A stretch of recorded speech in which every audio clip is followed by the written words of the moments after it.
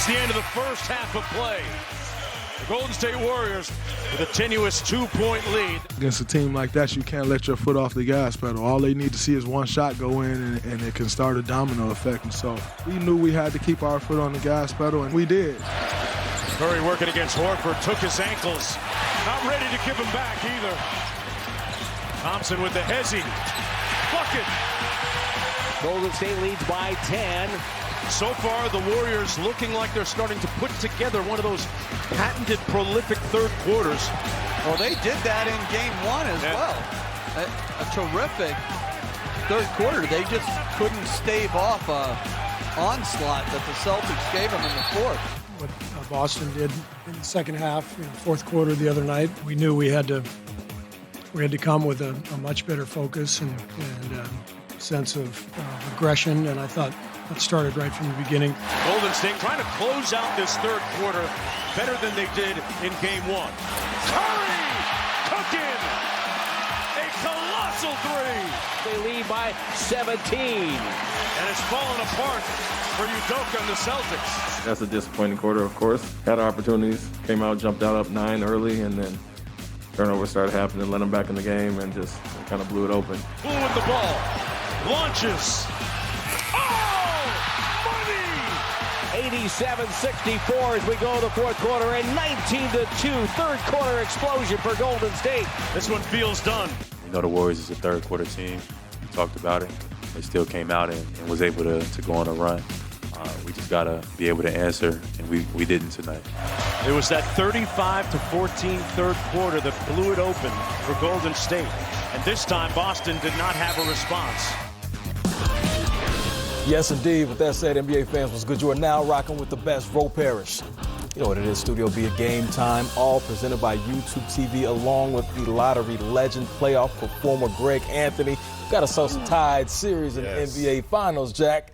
Yeah, we do. Impressive what Golden State was able to do in that third quarter. What they've done, really both third quarters thus far in this series. And you just have to wonder if Boston can figure out a way to respond, because not looking good if that continues throughout this series. Yes, indeed. The Golden State Warriors, they are the third quarter, plus 35 in games 1 and 2. They've been outstanding. And just looking at everything so far, the turnovers have really been the number that you have to pay attention to. The Celtics, Game 1, not bad, only 13, but they had 18 turnovers so far in these playoffs. They are 0-4 when they have at least 18 turnovers, and we know what the Golden State Warriors do in the third quarter. But, GA, it's all about getting out in open court, forcing those turnovers, and getting easy buckets. It was, and you heard Steve Kerr talk about the sense of urgency and the energy. And look at just how more connected, how more up the line they are, how much more active they are defensively, not giving any airspace.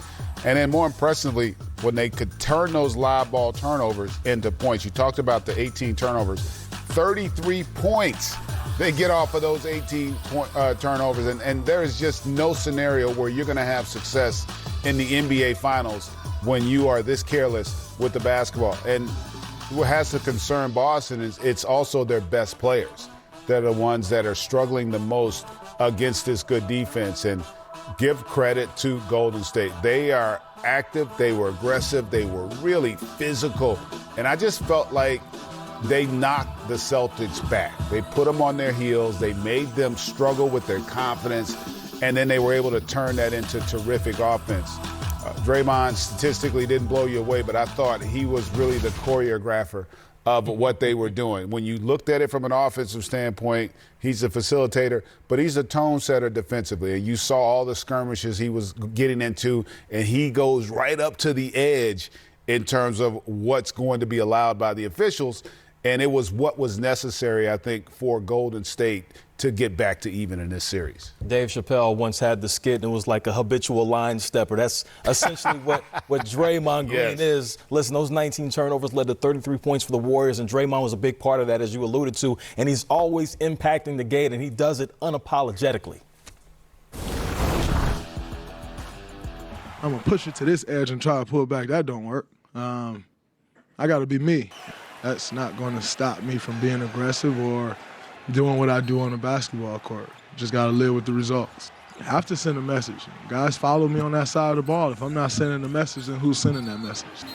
Draymond fouled me on a 3, and put his legs on my head, and then he tried to pull my pants down.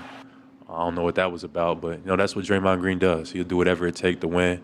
He'll pull you, he'll grab you, he'll try to muck the game up, because that's what he does for their team. It's not nothing to be surprised about. Some of that stuff doesn't necessarily or doesn't always show up in the stat sheet, but you feel him in his presence, and the other team feels him in his presence and his intensity, and that is contagious for all of us.